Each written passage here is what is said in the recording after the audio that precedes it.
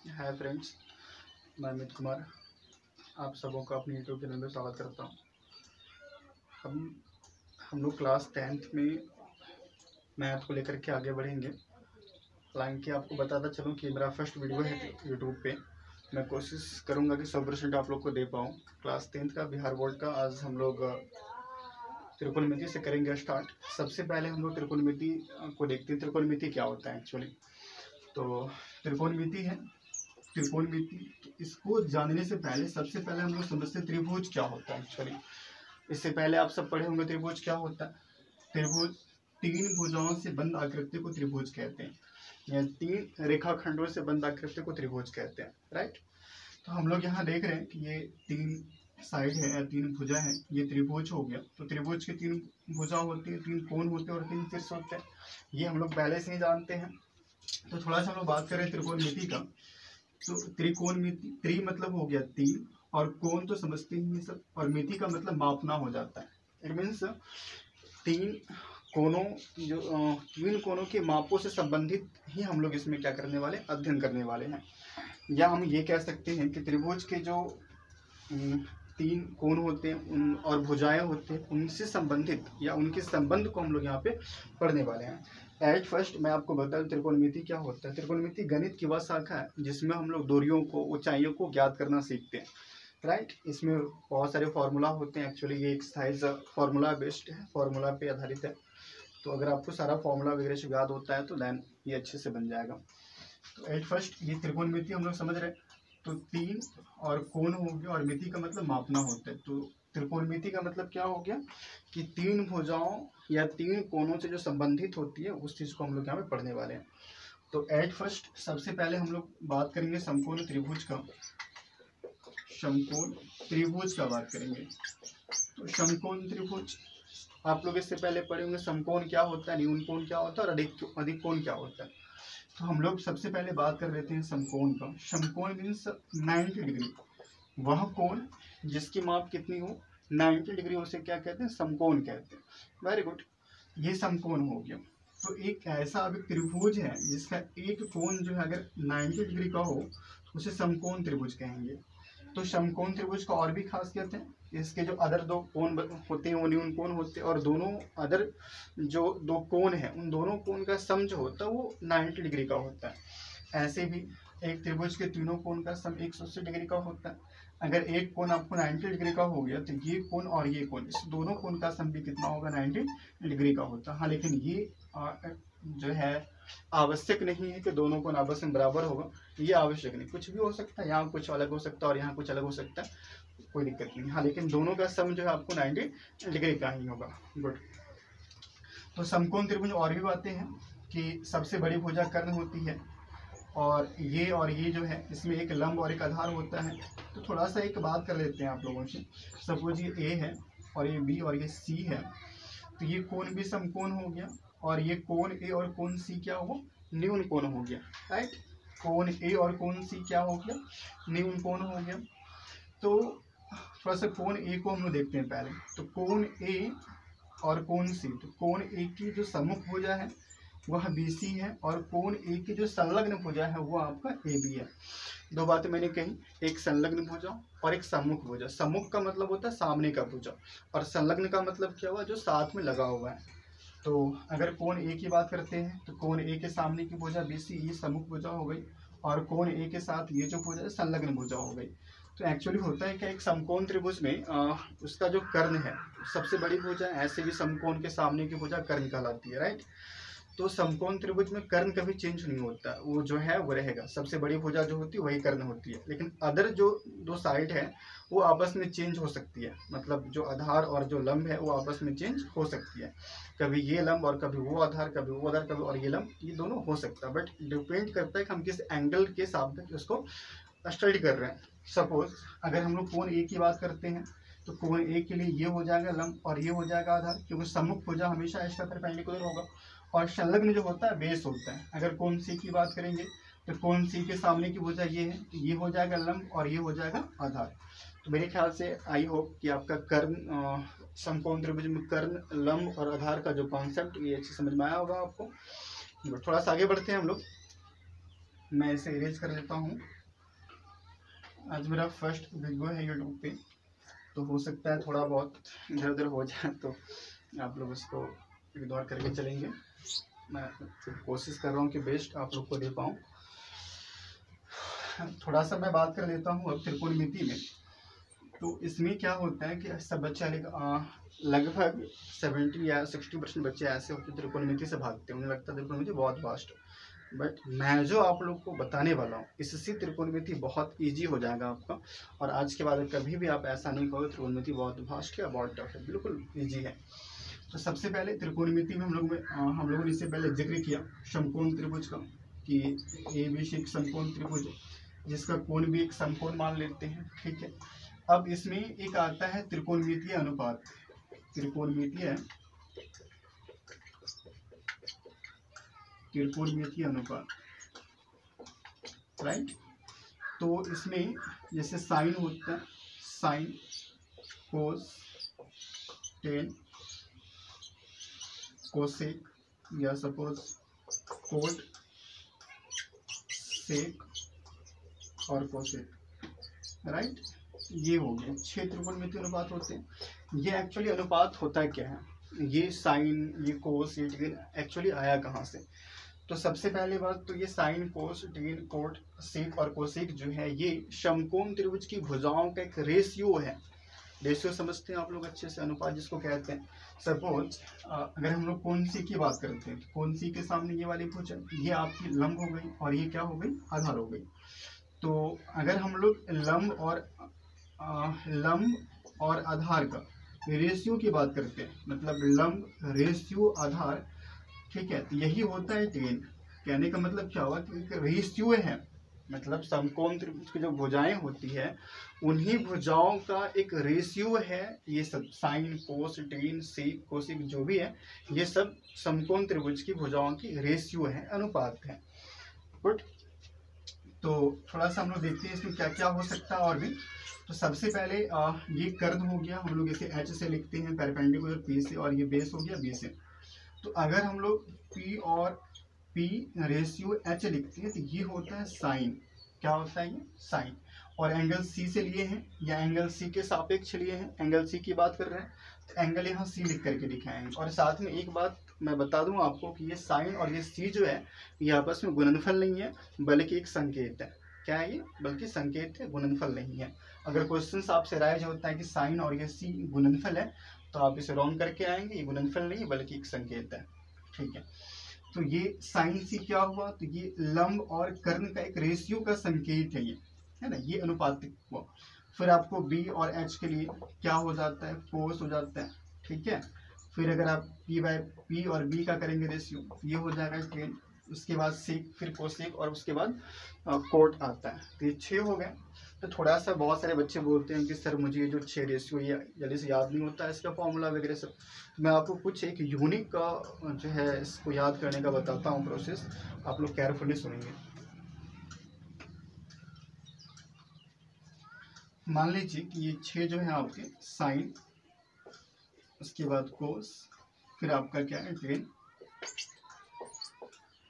Coat, सेक और ये क्या हो गया कोसेक। हम लोग क्या करते हैं, इसको सबसे पहले 2 भाग में डिवाइड कर देते हैं, मतलब 3 को अलग और 3 को अलग कर देते हैं। सपोज साइन कोस 3 को अलग कर देते हैं और कोट, सेक और कोसेक को अलग कर देते हैं। और सपोज ये मान लेते हैं ऐसा, मतलब ऐसे ही मनगढ़ंत कुछ भी, बस याद करने के लिए कि कैसे याद किया जाए इसको। साइन कोस टेन का जो फॉर्मूला होता है पी बैच उसे याद कैसे किया जाए, बस उसी के लिए। तो एच इसको मान लेते हैं कि ये बॉयज हैं और ये गर्ल्स हैं। ये क्या है, गर्ल्स हैं, सॉरी गर्ल्स हैं, ठीक है।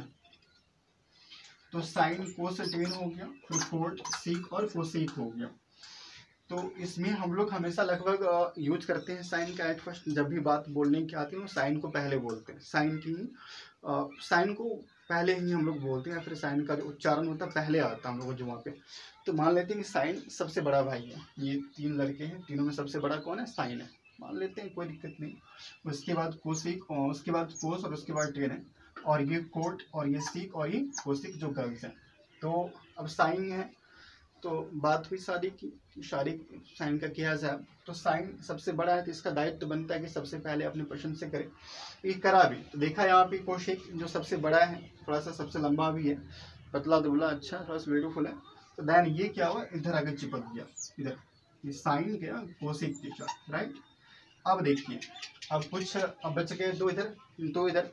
तो टेन जो है, तो टेन क्या बोला कि देखो भाई, मेरा जो जाति है यहाँ पर टी और यहाँ पर भी टी है, तो हम हो गए एक साथ, मतलब टी और टी, ये एक जाति में हो गया, बन गया टी टी, मतलब टेन और कोट क्या बन गया, टी टी बन गया, ये एक साथ हो गया। अब बात हुई कोस और सेक की, तो कोस क्या कहता है, देखो टेन को कि भाई तुम्हारा तो बस एक ही मैच किया है, मेरा देखो डबल मैच कर रहा है, सी मैच कर रहा है और एस भी मैच कर रहा है, तो हम भी क्या हो गए, ये इधर आगे चिपक गया। तो साइन का क्या हो गया अपोजिट, कोसेक, कोस का हो गया सेक और ट्विन का हो गया कोट। नीचे आपको अच्छे से याद रहेगा। देखिए इसको ऐसे भी लिख सकते हैं हम लोग, साइन थीटा है ना, और ये हो गया कोसेक थीटा, मतलब साइन का अपोजिट क्या होगा, कोसेक, और कोस का कोसेक का साइन। फिर कोस का लिख लेते हैं, कोस का क्या हो जाएगा आपका सेक थीटा, राइट। फिर टेन का लिख लेते हैं, टेन का क्या हो जाएगा कोट थीटा। अब थोड़ा सा इन लोगों को ये तो हो गया अपोजिट, साइन का हो गया कोसेक, कोस का हो गया सेक और टेन का हो गया कोट। ये जस्ट क्या हुआ अपोजिट, इसे हम लोग क्या कहते हैं, व्युत्क्रम कहते हैं, ठीक है। थोड़ा सा अब बात कर लेते हैं साइन का जो फॉर्मूला होता है कि साइन के लिए क्या होगा सर, फिर कोस के लिए क्या होगा, फिर टेन के लिए क्या होगा। बाय द वे आप सबको मैं बता दूं कि अगर आप ये तीन आप अच्छे से मेमोराइज कर लेते हैं, या तीन ये आप समझ जाते हैं, तो ये फिर तीन को करने की आवश्यकता होगी नहीं, क्योंकि जस्ट इसका है अपोजिट। अगर ये आपको अच्छे से हो जाता है फिर इसमें कोई दिक्कत तो होगा नहीं। तो हम लोग इस तीन की ही बात कर लेते हैं। तो तीन के लिए क्या होगा, हालांकि तीनों का रेशियो है, रेशियो इस तीनों साइड का है, तो आप लोग को याद तो रहता नहीं अच्छे से, उसके लिए फॉर्मूला हो गया। हालांकि अगर ऐसे नॉर्मली बात किया जाए तो साइन का होता है पी बाय एच, और कोस का होता है बी बाय एच, और टेन का होता है P by B, P by B.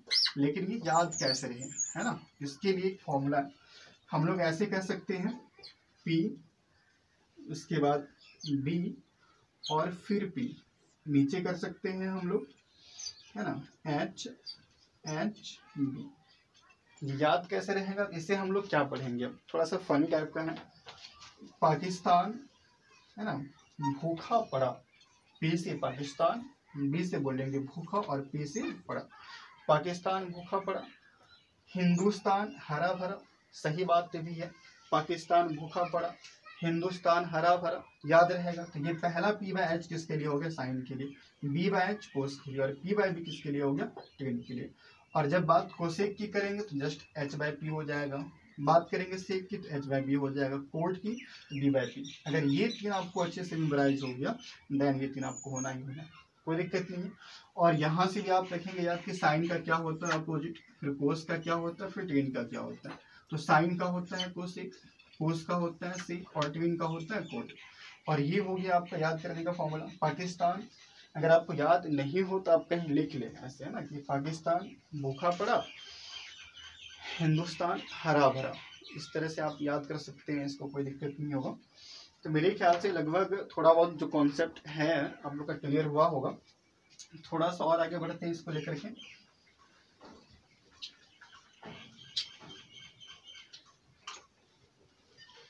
अब कुछ फॉर्मूला सब है, जैसे हम लोग क्या पढ़ा था अभी, sine into cosec theta. Sine का मैरिज किससे हुआ, तो कोसेक से। तो दोनों का जो मल्टीपल होता है, दोनों का जो प्रोडक्ट होता है वो हमेशा होता है 1। कहोगे कैसे सर, कैसे हो गया, इसको प्रूफ कर देते हैं तब। तो साइन थीटा और कोसेक का क्या होता है 1 बाय साइन थीटा, क्या होता है इसका 1 बाय साइन थीटा। देखिए यहाँ पे कैंसिल हो गया, 1 बाय 1 इक्वल 1 हो गया। तो साइन इंटू कोसेक इक्वल क्या होता है, हमेशा 1 होता है। उसी तरह से कोस इंटू सेक इक्वल भी 1 होता है, क्योंकि यहाँ कोस हो जाएगा, सेक का होता है 1 बाय कोस, कैंसिल होगा 1 आ जाएगा। एक ये फॉर्मूला हो गया, फिर एक ये हो गया। इसी तरह फिर टेन इंटू कोट इक्वल भी क्या होता है 1 होता है, इसे भी हम लोग कर सकते हैं। क्योंकि कोट का होता है 1/2, यहाँ कट जाएगा, बचेगा 1। दैट मीन्स ये तीनों जो आपस में था, जो पति पत्नी आपस में थे, अगर इसे मल्टीप्लाई करेंगे दैट मीन्स हमेशा क्या आएगा, 1 आएगा। गुड, थोड़ा सा आगे बढ़ते हैं और इसको लेकर के हम लोग अभी अब देखिए यहाँ से हम लोग और भी फॉर्मूला क्रिएट कर सकते हैं। पहले बात तो शायद आप लोग को फिर से मैं बता दूं कि ये जो फॉर्मूला जो मैं लिखा रहा हूँ, बता रहा हूँ, इसे याद करने की आवश्यकता नहीं। इसके जो है बेसिक कॉन्सेप्ट को समझना हम लोग को, कैसे ये फॉर्मूला क्रिएट हो रहा है। लाइक मीन्स आपको याद नहीं करना पड़ेगा, आप खुद से भी कर सकते हैं। जैसे यहाँ से साइन के लिए आप कर सकते हैं, या साइन थीटा के लिए 1/कोसेक थीटा, या अगर कोसेक निकालना होगा आपको तो कोसेक के लिए 1/ आप साइन भी यूज कर सकते हैं। साइन के लिए क्या हो गया 1/कोसेक, और कोसेक के लिए क्या हो गया 1/साइन। इसी तरह से कोस और सेक के साथ होता है। जैसे क्या था अभी, cos theta into sec theta बराबर क्या होता था 1। यहाँ पे सेक थीटा इक्वल क्या हो सकता है 1/कोस थीटा, या फिर कोस इक्वल क्या हो सकता है 1/सेक थीटा। जस्ट फिर टेन का जो था उसे भी हम लोग कर सकते हैं कि tan theta into cot theta बराबर क्या लिखा हुआ था 1, तो यहाँ हम लोग कोट इक्वल कर सकते हैं 1/टेन थीटा, राइट। और यहाँ टेन थीटा इक्वल कर सकते हैं 1/कोट थीटा। ये सारा कुछ हो गया। तो लगभग 8.1 का जो हम लोग क्वेश्चन को सॉल्व करेंगे उतना हम लोग फॉर्मूला कर चुके हैं। तो कोशिश करते हैं कि 8.1 का जो आपका सवाल है उसे भी 1-2 कर देते हैं आज, और फिर अगले वीडियो में करेंगे। तो चलिए थोड़ा सा हम लोग अब आते हैं क्वेश्चंस की तरफ। एक्सरसाइज 8.1 का आपका 1 नंबर है। इसे कैसे हम लोग करेंगे सॉल्व। एक्चुअली मेरे पास बुक है तो मैं बुक से ही लिख लेता हूँ क्वेश्चन को, और आप लोग अपने सामने जो है बुक खोल के रखेंगे ताकि आप लोग को भी समझ में आए कि किस चीज़ की बात हो रही है, क्वेश्चन में क्या लिखा होगा।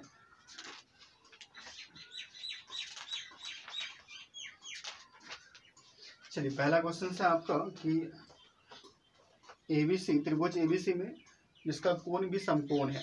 एट फर्स्ट हम लोग कर लेते हैं कि मान लेते हैं कि ये हम लोग का समकोण त्रिभुज है, जहाँ ए है, बी और ये सी है, जिसका कोण भी समकोण है। देखिए क्वेश्चंस को सॉल्व करने का एक तरीका ये भी होता है कि सबसे पहले आप क्या करें कि मैथ क्वेश्चंस को केयरफुली पढ़ें, उसमें क्या दिया हुआ है।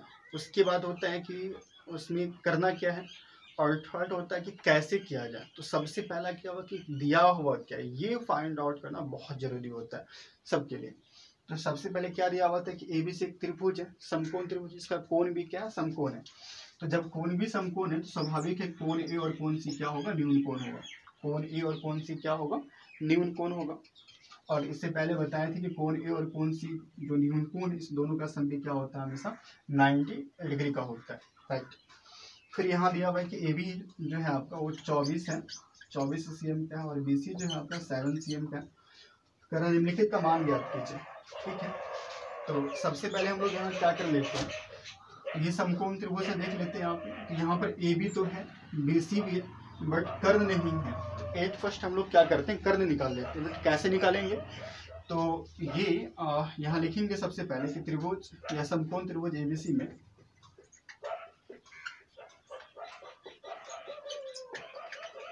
समकोण त्रिभुज एबीसी में क्या क्या दिया हुआ, ए बी इक्वल 24 cm और बी सी इक्वल क्या हो गया 7 cm। तो ए सी तो है नहीं, तो सबसे पहले क्या करेंगे, ए सी को फाइंड आउट कर लेंगे हम लोग। तो हम लोग यहाँ अप्लाई कर सकते हैं पाइथागोरस को, पाइथागोरस प्रमेय को अप्लाई कर सकते हैं, है ना। तो इससे हम लोग क्या करेंगे, ए सी को फाइंड आउट कर सकते हैं। तो ए सी इक्वल क्या हो जाएगा, ए बी का whole square plus B C का होल स्क्वायर। ये कैसे हो गया एक्चुअली, तो एक फॉर्मूला होता है कर्ण के लिए, कर्ण बराबर क्या होता है, रूट आधार का स्क्वायर प्लस लंब का स्क्वायर। तो फिर ये ए बी कितना है 24 है, तो 24 का होल स्क्वायर, बी सी है 7 तो 7 का होल स्क्वायर।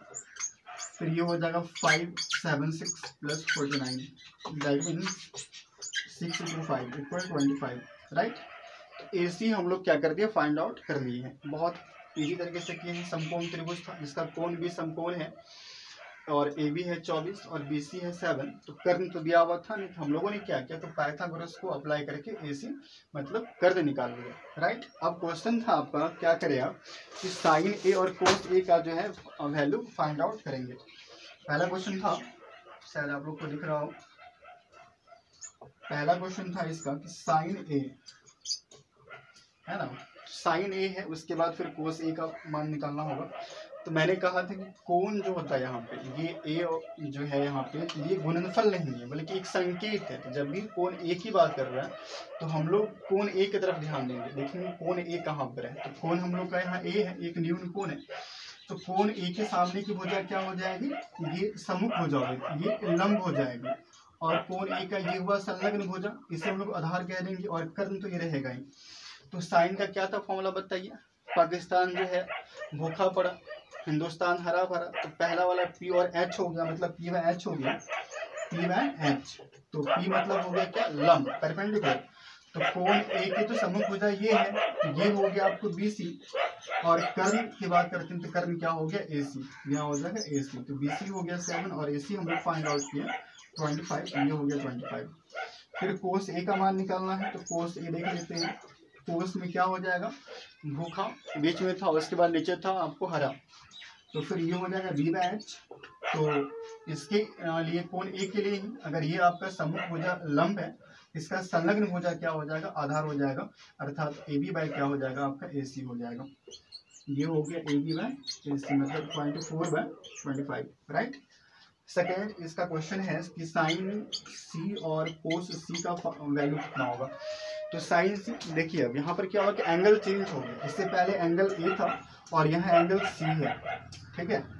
एंगल यहाँ पर ए था और यहाँ पे क्या है, एंगल सी। तो हम लोग क्या करेंगे कि एंगल सी को पकड़ेंगे। अब तो देखेंगे एंगल सी कहाँ लिखा हुआ है, राइट। तो एंगल सी यहाँ पर है, इसके सम्मुख भुजा कौन सी है, ए बी है, और ये संलग्न भुजा है, तो ये हो जाएगा लंब। ऐसे साइन का पी बाय एस तो होता ही है, तो इसका ए बी हो जाएगा और बाय हो जाएगा फिर ए सी। ए बी हो गया 24/25, शायद आप लोग को नहीं दिख रहा हो, तो मैं यहाँ से इरेज करके फिर से इसको लिख पा रहा हूँ। नंबर 2 का था साइन सी निकालेंगे आप, तो साइन सी के लिए होता है P by H. Angle change हो गया, तो एंगल चेंज जैसे ही हुआ तो कोण सी की बात कर रहे हैं, तो कोण सी के सामने की भुजा ये है, तो ये हो गया लंब, और ये है संलग्न भुजा, ये हो गई आपको जो है बेस, और ये क्या हो गया आपका लंब हो गया। तो ये हो जाएगा 24/25। फिर कोस सी है, कोस सी के लिए क्या होगा, बी बाय एच, तो इसी के लिए है, तो ये तो लंब था ही अभी, ये संलग्न हो जाएगा, तो ये हो जाएगा आधार और ये हो जाएगा लंब, अर्थात बी सी बाय ए सी। ये हो गया बी सी बाय ए सी, अर्थात 7/25। तो ये फर्स्ट क्वेश्चन था आपका। आशा करता हूँ अच्छे से आप समझ गए होंगे। ये आज मेरा फर्स्ट वीडियो है यूट्यूब पे, त्रिकोणमिति को लेकर के स्टार्ट किए हैं, तो थोड़ा बहुत कहीं इधर उधर हो सकता है, बट कल से कोशिश करेंगे 100% आप लोगों को दे पाए। बस मिलते हैं कल के वीडियो में, बाय।